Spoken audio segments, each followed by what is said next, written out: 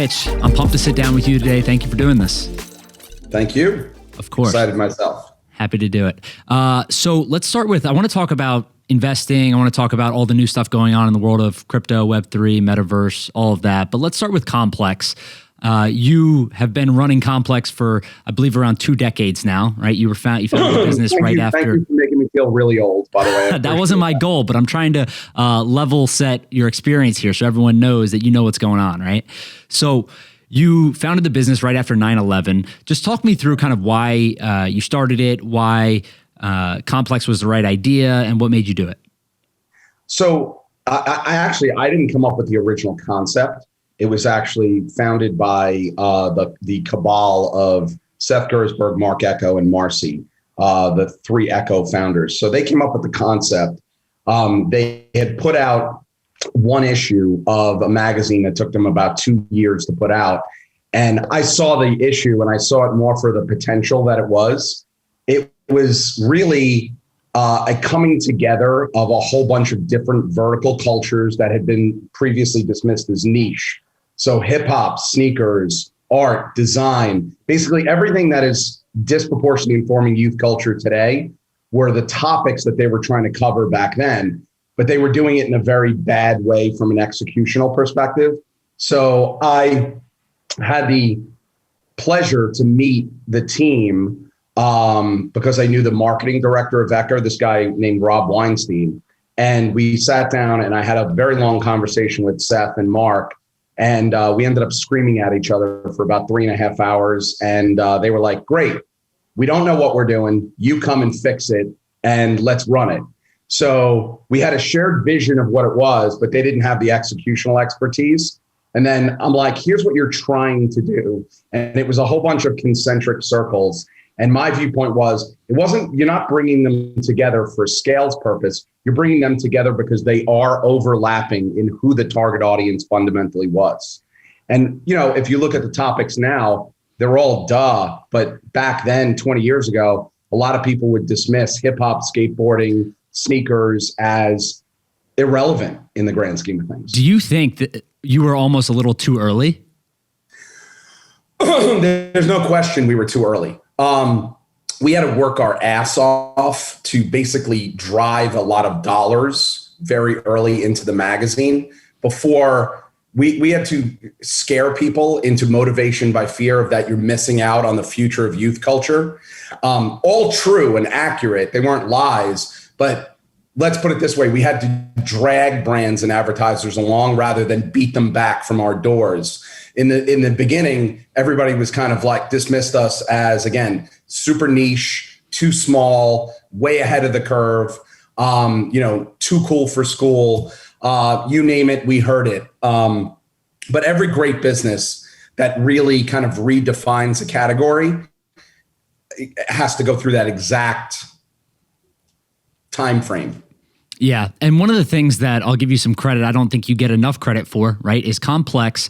It's hard to build a media business. It's even harder to build a successful media business. And then it's even harder to build a successful one that lasted for multiple decades, right? So you guys obviously built an incredible business, but you went through kind of the great financial crisis, right? COVID, the business was founded right after 9/11. There was a bunch of struggles along the way. So what was the hardest period in your mind during your time building this business? That's first of all, it's impossible to pick the hardest, but I'll give you what was one of 3. Look, the financial crisis happened and it was a compounding effect for us because right beforehand, we had transitioned into digital at the end of 2006, beginning of 2007. So you have to remember, print was just about starting their downfall in 2007. Hip hop and streetwear, which was our funding resource because of Echo, was actually seeing a reset during 07, 08, and then the financial crisis happened. So we were running out of our funding capital. We hadn't realized the maturity of the digital business. We were having a very big challenge to the print side of our business all at one time. And people were questioning the value of monetary currency, by the way, very similar today, without the run on the banks. And you have to remember, we were a startup. We were very lean and mean, and we didn't have a lot of people with a ton of experience in going out and getting venture capital at that point either. Venture was still very nascent, at least for a great deal of us. So my ignorance, I realized the only way we were going to have working capital to go forward into '08 and to '09 was I'm going to have to go raise capital, give some cash back to my owners, take them off the cap table, bring some people to accelerate us in and allow us to get through this time frame. And when you are in a position to not potentially pay your people, it's a lot worse than some social media fiasco that you have to deal with, which I think a lot of people look at as one of their worst nightmares right now. It's real life, right? So talk me through that though, right? Because from my understanding, and correct me where I'm wrong here, is you guys went through a period of time during the great financial crisis where the parent company or your investors essentially said, hey, we're cutting the funding. You guys didn't have much, if any, money in the bank, and you either had to reduce headcount or you had to figure out another way to pay people. Is that accurate? And kind of just walk me through what you did in that scenario. So it's even more, pardon the pun, complex than that. Basically, Echoes had a big line of credit with CIT, and CIT was like, by the way, we're not giving anybody, we're pulling everybody's line of credit. So their entire funding resource collapsed. They had to spend all of their capital, working capital, to fund the streetwear business just to keep the core business alive. So they were like, Complex, you're on your own completely. Figure it out. I was like, oh my God, if you know anything about publishing, the landscape and the lag of working capital is very high. You spend all the money on the front, maybe 6 months later, you're getting your money from the agencies and your brands. So it's a capital intensive business and nobody was spending money. So I didn't know when it was going to come in, not just when, but if it was going to come in at all. So what we did is I'm out there operating the business, but then I'm also trying to raise venture capital, speaking to like Excel and Austin Ventures and a whole bunch of Excel and AV after about a year and a half to try and finally get to a deal. But during that gap between when we were originally going to get funding to when it actually occurred, we had two different ways to attack things. We had basically the budget for about 19 out of the 38 people that were current employees. And I was like, listen, we can either cut those people and not really have any business, or we can go to the top 5 executives. We could take 60% pay cuts and keep everybody on staff. So I was able to convince, during a very scary period of time, all of the key executives who were the most highly paid to take 60% pay cuts on their full comp, not just salary, but everything, to be able to keep the entire business afloat and operate with everybody there. So we were able to keep everybody together, which enabled me to go raise the capital, which then enabled us to continue to accelerate through.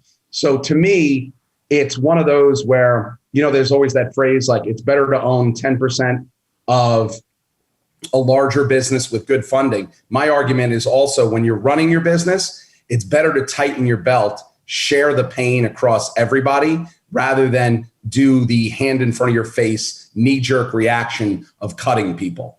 And to me also, it's in a media business, it's about the people. So if you're not investing in your people, you're not investing in your business. Yeah, and I guess the one other thing to add to that, right, is you guys are producing premium content, right? It's not cheap content to make, it's expensive, and those lead times can cause trouble from a capital perspective.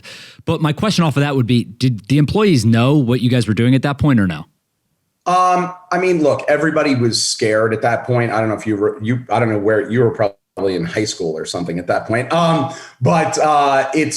Everybody was macro aware. Not everybody was acutely aware of how specific. And this is it's a very interesting thing, and we should talk about this for a little bit, because I go back and forth. Everybody argues for complete and utter transparency in this day and age. My argument would be, it's not that I didn't love everybody on my staff. It's not that I don't respect everybody on my staff, but I didn't know every single personal situation. And if they were aware of how tight our balance sheet was and how touch and go every paycheck was, I don't think we would have been, if we were completely transparent with everybody about how scary it was, I think we would have lost more employees and we wouldn't have actually had a business to invest in afterwards, and no one would have realized the end. So I'm not arguing against transparency. I'm arguing against complete and utter transparency on all topics at all times. Yeah. And I think there's a lot of people that don't talk about that enough personally. I think I probably agree with you on that, right? Because ultimately what you're doing is protecting people from themselves. And that's right. One great example was I had Jim Heather on this podcast, who's the CEO of Hyperice. And he mentioned previously, it's $1 billion company now, right? They're going to be valued at $1 billion next time they raise capital. When they first started, 2013, 2014, they were doing like $300,000 or $400,000 of sales annually. They ran out of money, right? And they went to go raise money, and he called up an investor, this MMA guy, Jake. MMA for the time, he said, Jake, I need money. Are you going to invest? And Jake said, yeah, I'm going to invest. I was going to write a $200,000, $300,000 check or whatever it was at the time. He says, I need you to bring it to my office today.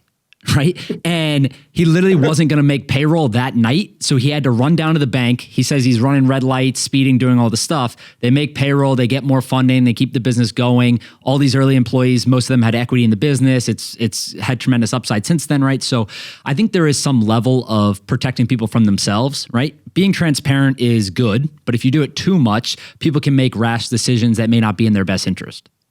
That's right. And also, it's not.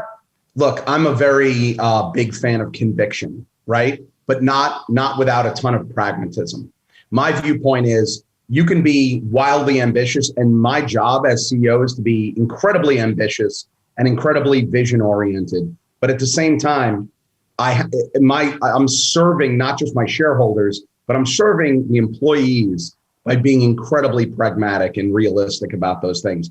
And hopefully they trust me enough to know whether I share it or not, that I'm always putting them first and protecting them. That to me is a CEO's job as well. Yeah, I agree. That's important. I'm curious if when you were running out of money, right, or running on very thin working capital and you're trying to raise money and executives are taking pay cuts, did getting through that period change how you manage the business going forward? Probably more so than anything that ever happened to me or any lesson I ever learned from business, like from school or anything like that. Look, when your business is touch and go, and when people who are your friends and your employees and they look at you as your leader, decide to put that level of confidence in you because they believe so much in your vision and your ability to actually go execute and get capital. Like that's really what that was. Those people were basically taking their money, putting it down on black, and that was like my color, my number, and they're going, we're riding on you. And what that does to me is it showed me how important two things, how important me truly being present and being not taking being a leader for granted was. So going from that day forward, for me, I always spent a disproportionate amount of time explaining why we were doing things and bringing people along, because that was an investment in the future amount of dedication I was going to get on the backside. The more I invest time-wise and in each individual understanding my vision and the goals of the company, the more dedicated and dedication and loyalty you're going to get on the backside. That's one kind of trade in the way to think about that. And secondarily is also I realized I used to throw around the words like a media company is the people and the people make the product, so the people are the ultimate product. I realized when you walk that walk, people don't forget either. So we still have a lot of employees from that time frame are still with us. So to me, that's that when you walk the walk of the talk that everybody talks out there these days, very few people will walk that walk when it gets tough. So those are the two things that I learned about myself. And I learned about being a leader from a business perspective by being challenged to that degree. Yeah, it certainly changes people, I would assume, right? From a thought perspective, at least. So my question, you know what I'll tell you, one other thing, yeah. you realize you get through something like that, and almost to a detriment, you feel invincible. You're like, if I can get through that, there's nothing that can stop us. Well, because you can't imagine anything worse, right? 100%. And it is, I can't tell you, it's not ego and it's not cockiness. It's a foundational level of confidence that when you make it through something like that and come out stronger and your vision gets realized, it's indescribable. It really is. I assume it's similar to athletics, right? Where you know that you have faced a problem like this before and you've overcome it. So you have that confidence inside yourself to know that you can do it again. That's right.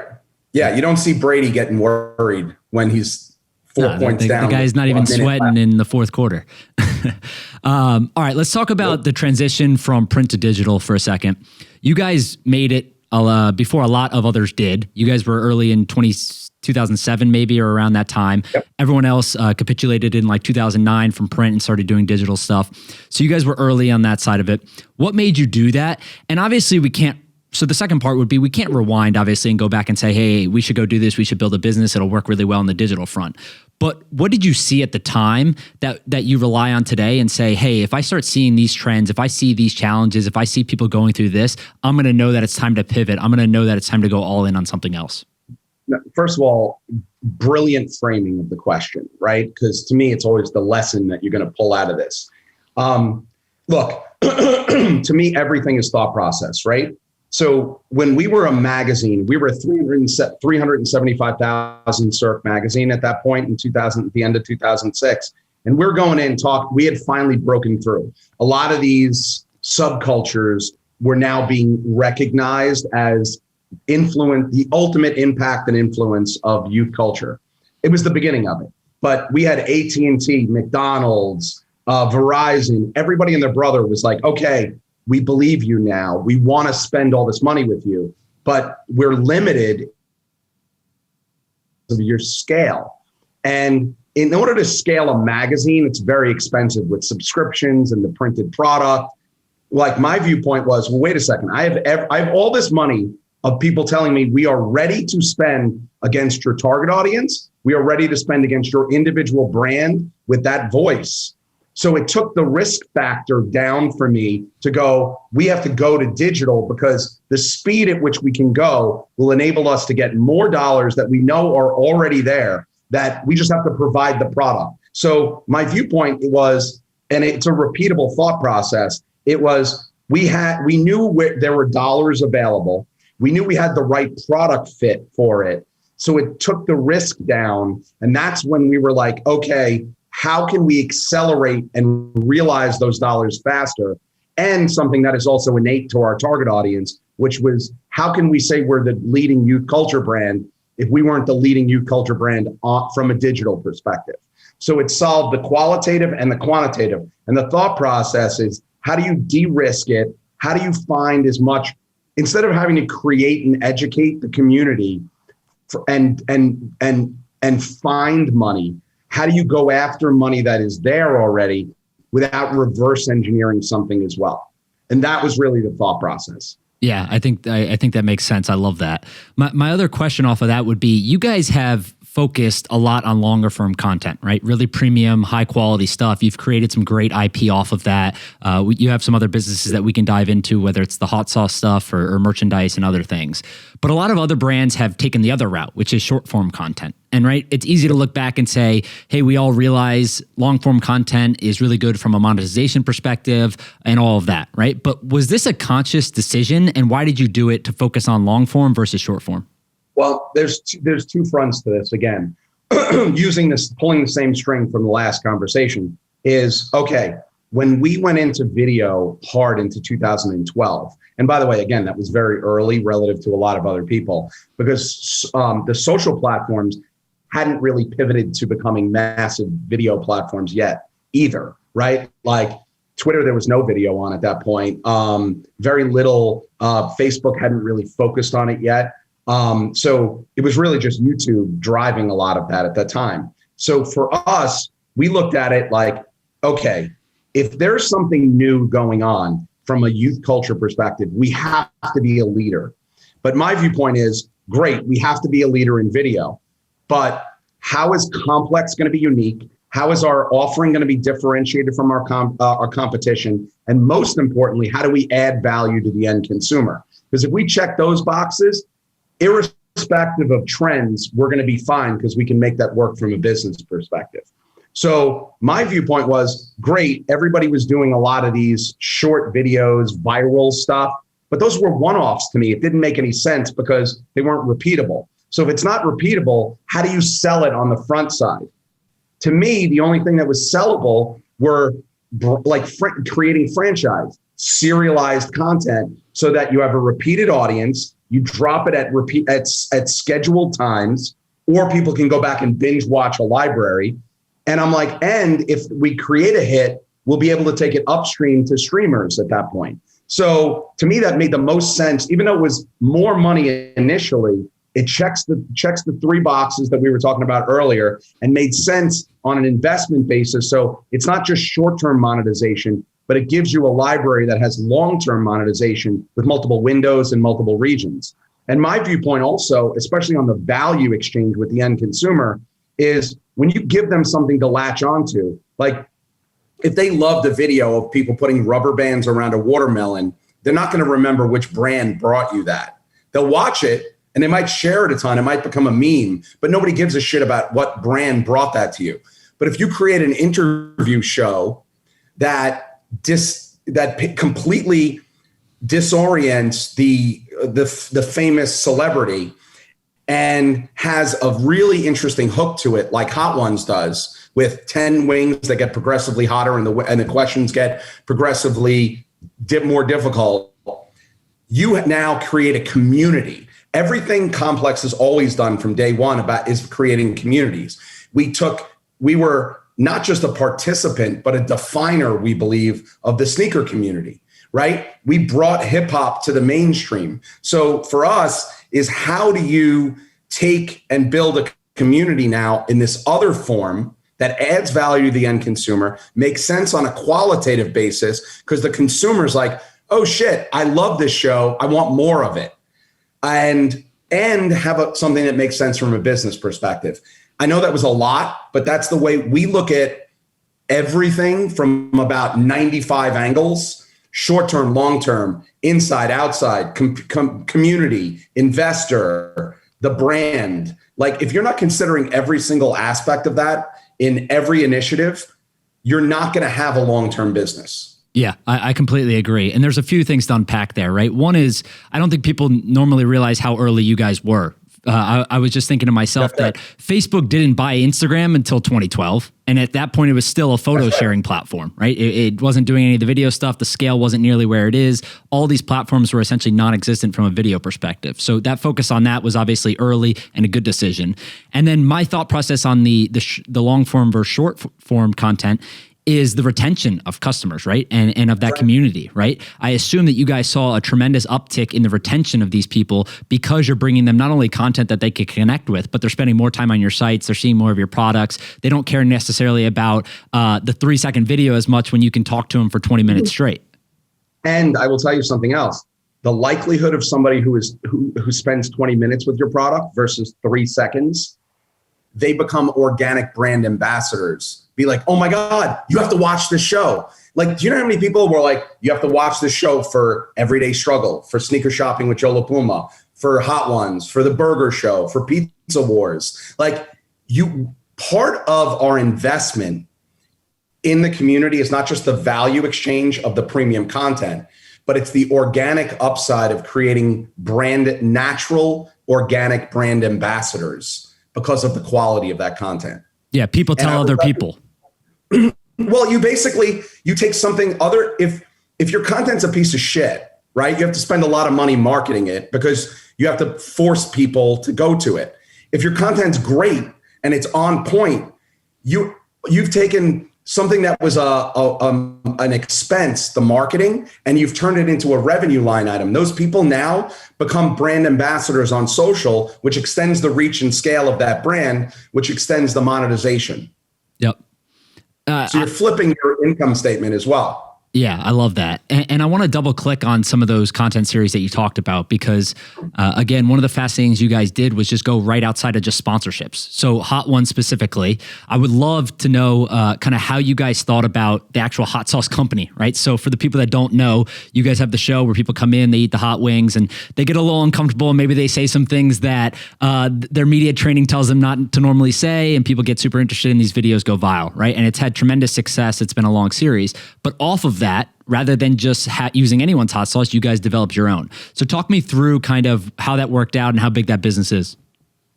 So to be fair, the GM of that business, this guy, Chris Schoenberger, who started out as the EIC of First We Feast as the platform, it was a website more so than it was a brand first.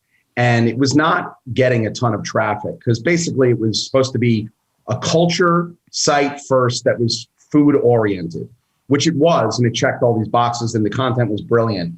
But they launched a show called Hot Ones, and Sean Evans does an unbelievable job. It's not just the wings that are so hot that elicit those responses.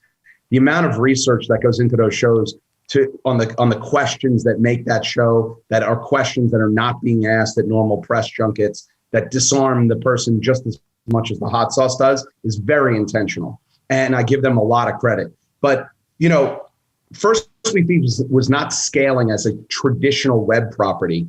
And I give Chris Schoenberger all the credit in the world going, hey, I'm responsible for growing this brand and the P&L as he matured into the general manager of the brand. And we would go and do sessions. And he's like, look, we're not going to be a website first the way Complex makes money. We're gonna make money from serialized content like Hot Ones and Pizza Wars and other things like that. And I'm like, totally makes sense. And then he's like, look, the show has made several of these hot sauces now have become the number one selling hot sauce on Amazon. So when we would make a hot sauce part of our lineup, we were making all this money for everybody else, but getting no credit. So real quick, you guys would partner with a company or use someone else's hot sauce, put it on the show, and then everyone would go and buy it basically, and it would vault up to number one in Amazon. Correct. Right now, the number one selling hot sauce on Amazon is something called The Bomb.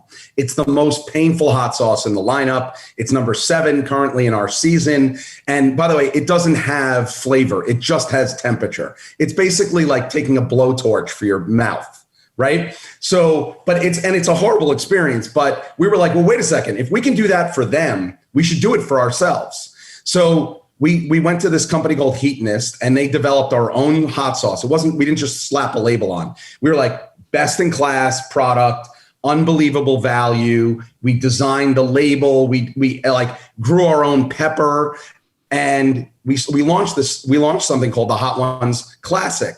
And by the way, boom, it just exploded on us. One sauce quickly turned into 3, which turned into 5. Which, by the way, then turned into the number one selling game on Amazon right now, which is also a drinking game if you really think about it. And it also ended up becoming a show on TNT. And it wasn't a brand extension to throw a name or a brand on. This was organic because the depth of community and how much these people cared about this show. The deeper the connection to the end community, the more revenue lines you could stack on top. Because think about it like a hammock, right? Like most brands have dotted line content to their consumers. If it's dotted line and you try and stack other revenues on top of it, rather than just, some back end arbitrary lowest common denominator advertising, it'll fall through the middle. If you have a deep connection to the consumer, it's strong. You can layer on things. And again, it's community versus audience. And not enough people make the delineation. There's plenty of brands that have audience. There's very few that really have brands. Yeah, I love that thought process of the hammock, right? Because if the foundation is strong with a community rather than an audience, you can essentially sell them everything, right? Or anything you want. That's right. By the way, you don't even have to sell them. Half the time, it's like, what you already know the money's there. They're ready to sign up. It's not to go back to the other thing. It was like when the advertisers were telling me, we want to buy more from you. We need more scale. The communities are telling us, give us more products. That makes sense. Yep. So I don't know if you can share this or if you know the numbers off the top of your head, but like what was let's call it the sponsorship of Hot Ones going for before? Like how much money were you guys making off Hot Ones before this stuff? And then how big is this business now? Oh, I mean, look. Like how much hot sauce are you guys? How much hot sauce are you guys selling? We used to sell, like when Hot Ones first started. You got to remember the first year, the first season was not popular. I mean, I don't think we broke 5,000 views on like an episode. And then we did an episode with Key and Peele, and then everybody started watching all of it, and it became a phenomenon. And when we were selling that show at first, I believe, no joke, we were selling it for $5,000 or $10,000 an episode. We are now selling that for hundreds of thousands of dollars an episode just for sponsorship. We're driving, I believe it's over 35 or $40 million of hot sauce and licensing of the product now at this point. And on a gross basis. Now we, obviously we're a very premium license, so we just get the net, but we take very little risk on the other side. Yep. But on a gross basis, it's a significant business. I mean, First We Feast alone is a wildly significant brand and business in its own, on its own, basically. Yeah. So that's fascinating. First off, selling 35, 40 million, I don't care if it's gross, net, whatever, of hot sauce is absolutely insane. So that's amazing. That's very cool to see you guys take a show, go from $5,000 to $10,000 sponsorship to hundreds of thousands, plus there's merchandise now, there's IP built off of it with hot sauce and games. And it is literally the playbook, right? That's the playbook that I think everyone is trying to copy. So kudos to you guys on that. All right. I would like to talk about, you guys have recently sold the business. BuzzFeed is buying the business. I don't know if these numbers are public or whatnot, but I saw it's reportedly around $300 million with some cash and some equity. Why are you guys selling the business now? Well, number one, we already sold it, just FYI. 5.5 years ago, I sold it for the first time to a joint venture between Verizon and Hearst, which was fabulous at the time because Verizon was very focused on media, and they were doing a large initiative called Go90, which was their mobile video product. They have since divested of that and a lot of their media driving both brands as well as their aspirations. So they were no longer really focused on that aspect of our business. And because it was also not solely owned by them, we never integrated into them. And because we were not solely owned by Hearst, we never integrated into them. So if you think about those two portfolios, and the fact that we're no longer driving towards being a solution for Verizon for Go90, it created an opportunity for us to go, well, wait a second, should we relook at the context of what this business is? We've been profitable. We've given you guys distributions of large scale amounts of cash. It's great. It's been a successful play so far. But the long term is we're a brand that needs more investment. You guys are not aligned with what we are, where we need to go, both short and long term, and the financial structuring behind that as well. So we started looking for other opportunities. BuzzFeed was a tremendous compliment to us. They're a kind of brand portfolio as well, with Tasty and HuffPo and BuzzFeed, all focused on millennials and Gen Zs, but in a very different way, different topics. They're more of an audience play. We're more of a brand play. They're doing a lot of volume sales. We're doing a lot of premium, higher margin things. So our viewpoint is if we could put this whole thing together in a large scale holding company model with best in class shared services across the board, we can bring more qualitative stuff. They can bring the more quantitative stuff. You'd have a best in class overall digital publishing company. Yeah, I love that. Leverage their audience and kind of some of their capabilities also. Makes total sense. Sure. Okay, so how is your role changing, right? So you were the CEO before. You're shifting to an advisory role now, I believe. So just talk me through kind of how your role is going to change. So basically, I'll make a little bit of a joke in that I won't have to deal with any of the day-to-day tactical things. And I get the gift of never having to talk to HR or legal ever again, which, by the way, you're smiling because you know how big of a gift that actually is. Yeah, wonderful people, but They bring a lot. I love, by the way, two of my favorite teams, but those headaches alone are horrific, right? Especially in this day and age, in this backdrop and context and challenging environments. Look, I get the pleasure of continuing to work with Jonah, who is one of the smartest people I've ever met, and my current team, Christian and Justin and Edgar and everybody over there. And I get to continue to be very involved on a strategic and a vision basis without any of the worries or headaches or panicked emails at 4:00 in the morning of execution and tactics. So I kind of get to have my cake and eat it too. Yeah. I want to talk about some of the investing stuff, and I want to, give some actionable insights on things that you're interested in, things that you're seeing. But before we do that, I know the story because we have asked you before, what was the craziest thing you've ever dealt with in business? But I need you to tell the story of wrestling for money to put into Complex.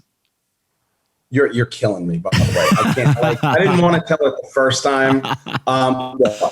So we were. It was at the end of 2006, going into 2007.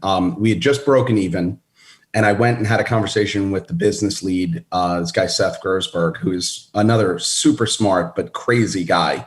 And I'm like, we're going. Good news, bad news. Good news is we broke even. Bad news is I'm not going to start paying you back. I need to take the profits from next year and put them 100% into going digital.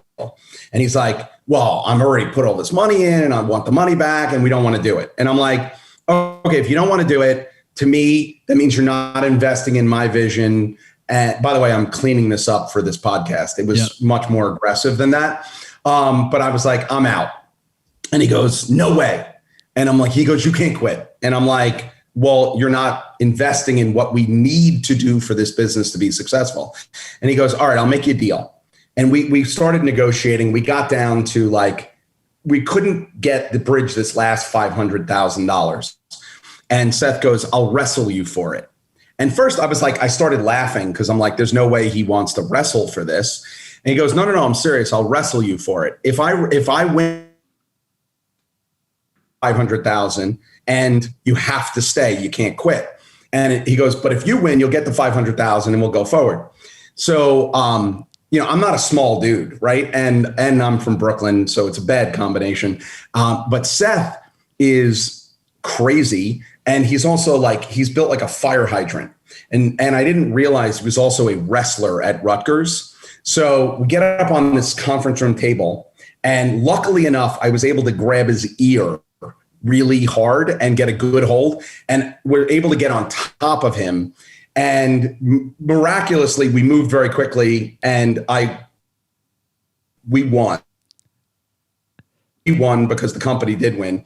What was funny about this is a year later, when we had launched this very successful digital initiative called the Complex Ad Network, Seth never apologizes for anything, by the way. He was one of those crazy people. Comes to me and goes, dude, I just want to let you know, I've never been happier about losing something. You were 100% right. I was 100% wrong. And I'm sorry. And I was like, can you say that again? Because I got to record that. And of course he was like, no way, never again. I will never even agree that I said sorry to you. So, but I just wanted to let you know that. I was like, and look, my viewpoint there is it's a great story. It's crazy. But at the end of the day, the lesson is don't be surprised.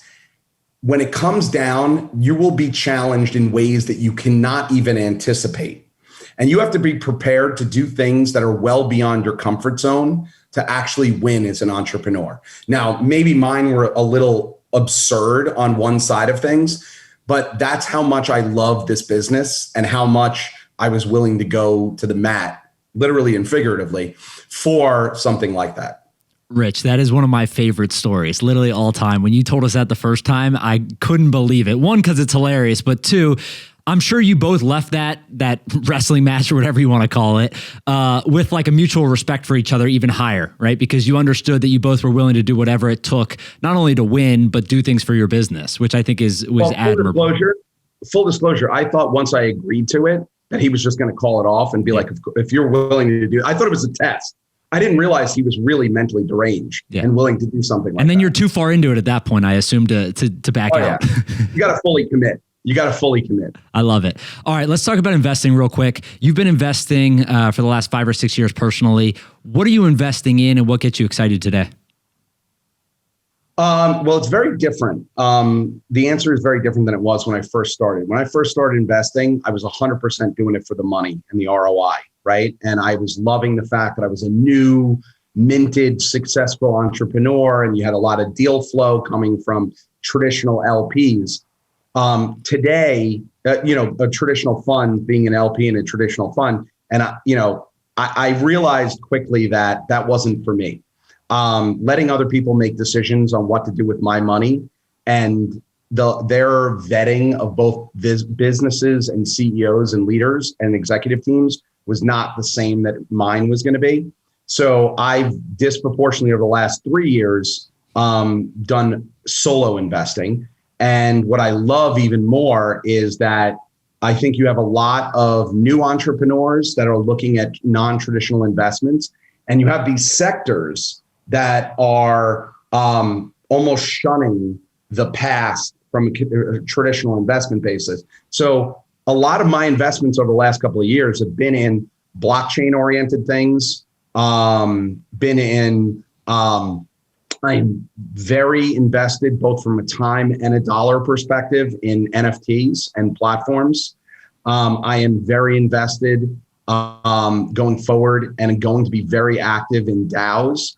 What I'm trying to do is kill 2 birds with 1 stone. I'm trying to sate my personal thirst for education. So I want to be a part of learning from what's going on in those sectors and hopefully helping define what they look like as successful sectors down the road and individually successful businesses, and make money and help young, very hungry entrepreneurs I don't know if I can help them realize the largest visions in the world because that's predicting the future. But I think if I can help them, not twist their ankle in the proverbial operational hole or learn how to build a community on a successful basis, learn how to navigate your board meetings very well, learn how to operate your cap table very well and use it as a strategic ad versus something that is dragging you down. Those are the things that I'm having fun with right now, and disproportionately investing in some unbelievable companies. Like I've been drinking one of them. I'm a big Athletic Greens, not only investor, but fan. I love Athletic. I love those Athletic guys are unbelievable. Yeah. Okay. So that brings up a lot of good points. One of the things I'm curious to talk to you about is the idea of decentralization as an ownership structure, right? So you mentioned DAOs specifically. I am a huge personal fan, as I assume you are, of the decentralized nature and kind of the benefits that it can bring to a lot of different things, whether it's money, organizations, and whatnot. But I'm curious because one of the things that I always go back and forth with on this is the idea of centralization being beneficial in some organizations, right? So you as a founder of a company, I'm sure it was helpful at times to be able to make certain decisions yourself and not leave everything up to the vote of the greater good of the company and certain things, right? Things wouldn't turn out how they were. Some people have more knowledge about certain situations than others. Some people are more well equipped, right? So how do you think about the idea of decentralization when it comes to DAOs and trying to buy companies or start things and stuff like that? I mean, look, there's going to be always pain. The more nascent a category or a product is, the more pain there is going to be. I believe this. I'm actually going to look at DAOs the same way as I look at managing your board for all intents and purposes. My viewpoint is if anything really comes down to a venomous vote at a board meeting, me as the CEO, if I've taken their money and I've allowed a board meeting to become contentious and I haven't pre-sold everybody and we are not all aligned about where we need to go and everybody is in at least a compromised agreement, then I'm not doing my job or it's not the right idea. So if you can't go, I love the openness of the functionality of the process of a DAO and then go, but I hate every other aspect that it brings, right? So if you don't want the traditional constraints and governance constraints that come from old school and traditional money, you have to transfer them to the new school, which is more openness and less direct control over your business. Like, to me, if ease of capital and truly strategic partners is what you want, then you should be able to put up with the fact that you need to be able to justify what you want to do, how you want to do it, how much it's going to cost, when it's going to produce results. That's on you to still win. And it's not saying you can't do that. It's just the accountability raises versus just being a great salesman 4 times a year at a board meeting. Yeah. That's the way I look at it. I think that's fair. I think my thought process on it goes back and forth a little bit because of the ease of centralization, right? In some instances, back to what I mentioned before. But I guess a good example would be, what would have been the outcome for Complex, right? If you took Complex in 2010 or 2012, we would have failed. You would have failed. We would have failed. And look, we would have failed very simply, not just once. We would have, every one of those, like, you know, that letter that we talked about. And by the way, thank you for the compliment. But like, if you think about not just what we did was not being done by very many, if not any, in certain times. And it was about 11 different instances, right? Where we iterated our business, the way we thought about it, the way we were going to monetize it, the way we were going to structure it. If we had to get consensus every single one of those times, and considering how far ahead of the market we were every single time, there's no way everybody would have jumped off of that diving board with us every single time. There's just no way. Yeah. And I think that's a good way to look at it, right? Because in some instances, it's beneficial to have that openness and that decentralization and the ability for everyone to contribute and see what's going on. And then in other instances where it may not work out, right? So I think it's a good point to say that it's probably not for everything, but it can certainly have some benefits. So you mean just like everything else? Yeah, of course. Nothing is the silver bullet that solves everything. People have to stop. DAOs are not going to completely replace private equity, venture, and it's not going to happen. They have to stop. It's going to be a very key initiative for certain groups of people in certain circumstances, and it's going to be either very effective because it's the right application, or it's not. That's it. Period. End of story. Rich, this is my podcast. There's no logic allowed on here. There is we only speak in absolutes. Yeah, exactly. No, okay. Jokes aside, let's talk for a second about what you would do if you were starting over, right? So one of the questions I love to ask is just the idea of, you know, a bunch of stuff, right? You have plenty of experience. You ran a big company for 2 decades now. You've been through a lot. We talked about it with the great financial crisis, starting a business after 9/11, everything that's gone on, right? Just a bunch of cycles, and you know a bunch more now. But we're transitioning to a whole new mindset, right? All the things you're investing in weren't really around 5 or 7 or 8 years ago, right? So when you think about younger people today, it's 2 parts in my mind. One, I want to talk about the risk reward of starting a business, right? So I think a lot of people wonder, hey, should I go do this? What do you think about in the terms of starting an actual business? What should people think about, and should they be concerned about other things? Well, truth. I mean, that is such a difficult question to answer, and let me attack it from one aspect rather than on a holistic basis, because you can't answer this for everybody, right? Mm-hmm. And I've been very vocal my whole life. Like, I don't think most people should launch their own business personally. I know that's very sounds very mean or very unpopular versus current opinions, but if you're going to be a successful entrepreneur, and I'm talking about building a big business with a ton of employees and other things like that. I'm not talking about a successful, Shopify store or something like that, right? Not that there's anything wrong with that. It's just that there's a big difference between that level of entrepreneur and like someone looking to build 9 and 10 figure businesses, right? Yep.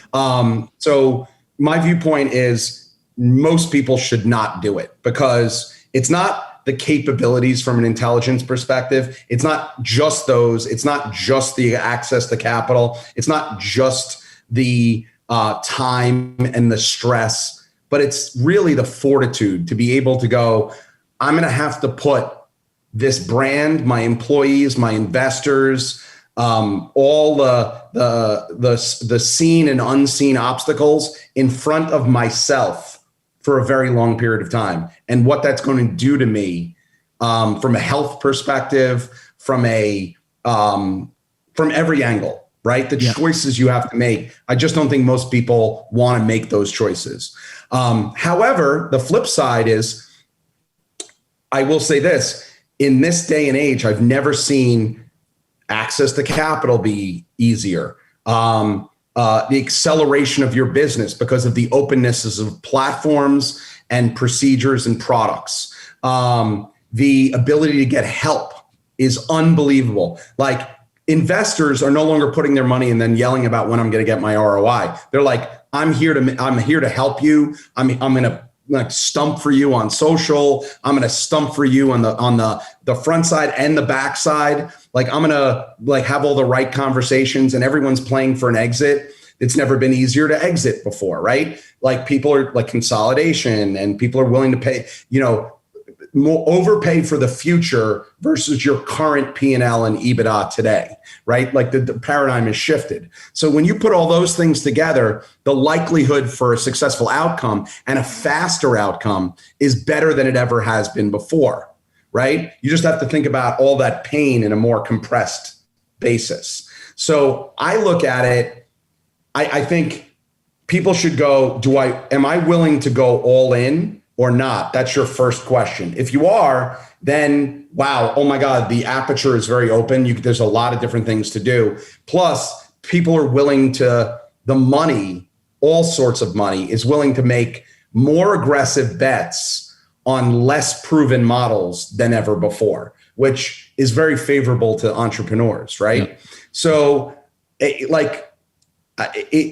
kind of a two-sided question. Is I don't think it's for everybody, but for the ones it is for, you've never had better circumstances. Yeah, I completely agree. Literally, I was shaking my head the entire time because people get mad when you say that everyone shouldn't be an entrepreneur, but it's the truth, right? There's just people that aren't built for it. There's people that do not want to do that. They don't want that out of life, right? There's plenty of people. I know plenty of people, I'm sure you do too, who just want to have a good job, make good money, protect them and their family, and have a nice life, right? That's perfectly fine. And that's normal. Shut their phone off. Yeah, exactly. At 8 o'clock and not talk. Exactly. And the flip side of that, right, is just like a really aggressive lifestyle in some instance that's just difficult. And you know that better than anyone. So the second part of that question, though, is if you take that route A, which is saying, okay, I'm built for this, I want to go do it. The access to capital is there. I have the ability to go create a product or service or whatever it is. What would you do if you had to start over and go do that? In order to be more purposeful, instead of it answering it from my standpoint, let's look at it as what I believe the greatest opportunities are, right? Yep. So I look at it and go, what sectors, because everything for me is batting average, right? What sectors are least defined that will be around as a sector, but there's no clear market leader yet or no clear brand within each one. To me, it's like, well, we know DAOs are going to be around. We know digital, we know e-gaming is going to be around. We know sports franchises, sports in general is going to be completely rethought, by the way, right? Like that paradigm is about to flip, right? Like the owners, I know they're trying to hold on to it, and I know their shit is worth more than ever before, but they have less control over their franchises and their players. And I don't think they realize how fast that, like right now it's 60-40 control. When it's 40-60, they're going to really be in for something. And I don't think they're ready for it personally. Like, I know that's a whole nother conversation, but I look at, again, it's nascency of sector, the potential size of that sector. Does it align with your skill set and your interests? And then do you have a solve for like where, I always talk about time continuums. It's like, we know the sector's organically growing. Does your idea, how long would it take for you to build a specific idea within that where it will definitely intersect with the maturity of that sector that is organically growing? That's the way I look at everything. Yeah. So basically just increase your odds of success is really the easiest way to look at it, right? Yeah. It's that I mean, for me, it's just, I think people overthink this stuff and they're looking for, I got news for you. Anybody who thinks they're all in, not to go back to your point, like, hey, I've decided I'm all in on being an entrepreneur. Anybody who's all in on being an entrepreneur, but would need to be told to what to go in, isn't really an entrepreneur. Yeah. Yeah, it finds you to some degree.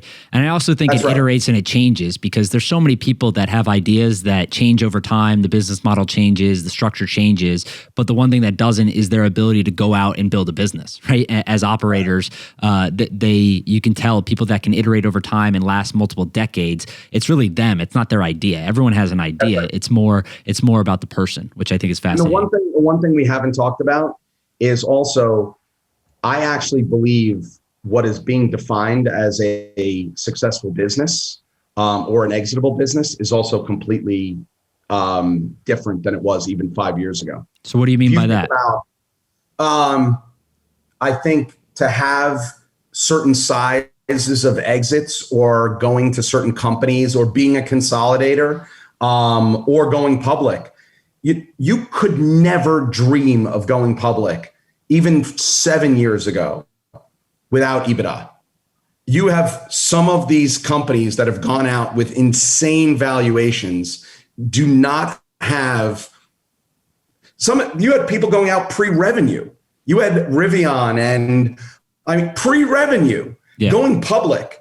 Like the world, my point there is that what a successful business, how it's defined and is no longer is not the same as it was. So now the ability to be creative about building a business is the aperture is more open. So which I think that brings up a good point, right? We saw a recession. Technically, it was a recession, right? We saw two consecutive. For 6 weeks, sure. Of course, right? So my point is, does that change when we see a real economic downturn? So my idea, right, is like there's car companies, like you mentioned, that haven't sold a truck or a vehicle, and they're valued at the third or the fourth largest car manufacturer in the world, which sounds insane, but there are obviously people that are going out and buying that equity and believe the business should be valued there. Whether they're speculating or not, they're doing it. So that's right. Does this change when we see a big downturn? Like, or do we stop saying, hey, this company can't go public pre-revenue, this valuation's insane, they need higher EBITDA, et cetera?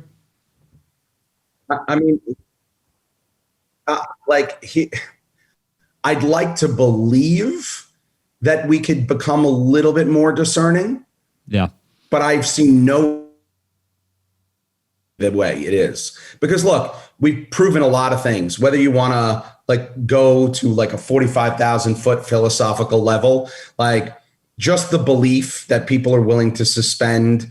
And by the way, we've already done that with our own currency from a fiat perspective of the dollar is not backed by silver certificate or gold or anything anymore. It's just the faith in our country. So most people don't even understand that. But like you think about then the leap of faith on a decentralized basis for cryptocurrencies, right? My point is I think we have passed the critical mass of people looking at investments in a very rigid box from an evaluation perspective. I think it is, as you've opened up the participation level for investors, and by the way, that's not a trend. That's a permanent cultural shift. You can't go backwards. You can't put the genie back in the bottle. Yep. That just the sheer number of those people and the attitude behind believing that they can make something work, or they will stump for this. Like half the people who are holders are really, they're brand ambassadors for the community as much as they are for the individual product, right? Yep. Like, let's just get real. So my point there is, I don't think that's something that some of those will go away when they feel some pain.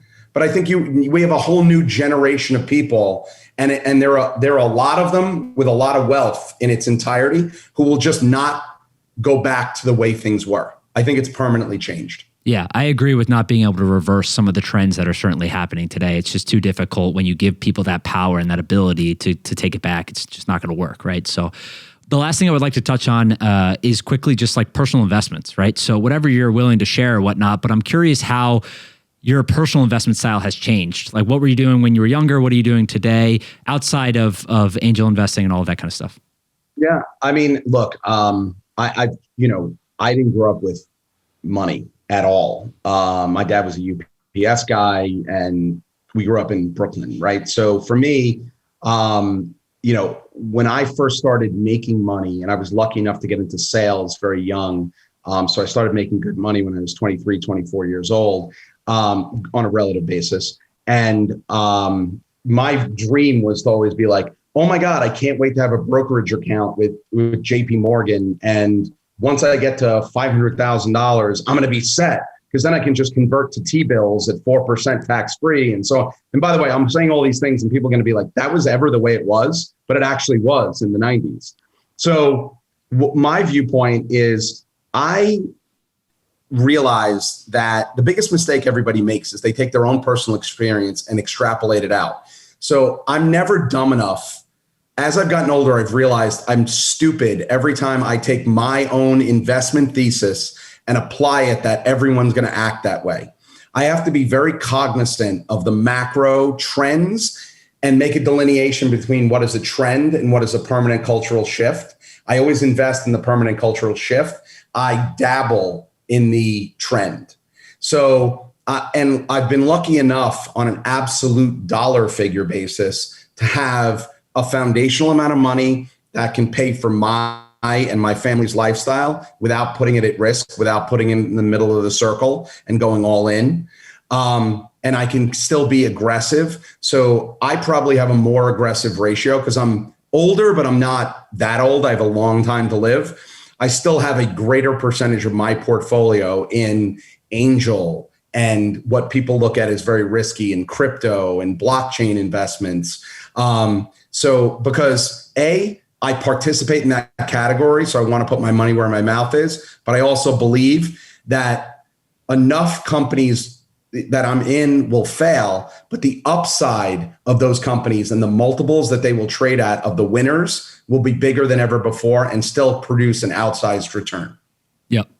Yeah, I think that's a good way to look at it. And venture capital and angel investing in general is always interesting to talk to people about because, again, it's not for everyone, right? People don't realize when they first start trying to do it, how long some of these exits can take, how many of these companies actually go to zero, right? The liquidity on some of these things and so on. And obviously there's levels to this of kind of who's good at and who's not, and deal flow and so on. But it's just a thing that's just not for everyone. And it's interesting to hear people kind of talk about their preferences and how they've changed over time. But it's awesome. It sounds like you're obviously still super hands-on, which is cool and exciting. But before I let you go, I know we've been going for a while here, so I'm going to let you go. But I want to talk about Complex, your shoes. Are you a big shoe guy or no? I've been very lucky to be in my position for a very long time. I was a shoe kid. I used to go down to Fulton, which was the original like sneaker mall for all intents and purposes, in Brooklyn in the 80s and 90s. So I was like an OG in that space for a long time. Obviously I'm less worried about wearing all the right things, but the good thing is with my job, I get sent an awful lot of amazing sneakers. Do you have a favorite pair or no? I do. I'm old school. This is where nostalgia comes in. My two favorite pairs of sneakers of all time are the original Air Maxes, which one of the only sneakers I wore in high school, and the only other pair of sneakers I wore were the Air Tech 2 Challenges, the Agassiz, the Hot Lavas, the black and like hot pink. And those to me are ultimate classics. I have several pairs of both. They're on rotation and they make me feel like I'm still in high school, which I'll do that every day and twice on Sunday if possible. I was going to say that's not a bad feeling, I'm sure. It's not a bad feeling. What's the most you've ever spent on a pair of shoes? Oh, shit. Well, you got to remember, I usually don't have to do it as a normal retail customer. Yeah.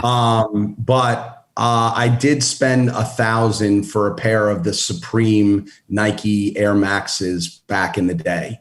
That was, and by the way, when I spent I think it was like $900. When I spent $900 on that was before people were really spending thousands. Yeah, I was going to say that's really not. I thought it was going to be higher than that, to be honest. I mean, CEO of Complex. I thought you were gonna splurge on one or two. But I don't pay for it, man. Yeah, true. You gotta remember, I'm not paying for it. All right, what's the? By the way, I have probably 15 pairs that are worth over $15,000. Okay, so that was the better question. What's the highest value of a gift you've been given?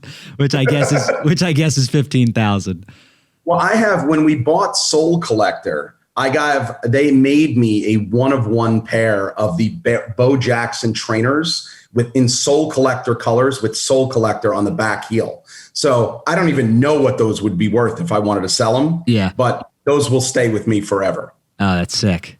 That's awesome. All right, cool. That's a way better idea to phrase it as a gift rather than what you purchased, I guess. Fair enough. All right, Rich, thank you so much for doing this. Not only could you be doing a million different things with your time, but I could talk to you for 2 more hours. So we'll do it again at some point, but I appreciate you coming on. 100%. Thank you so much, by the way. Of course.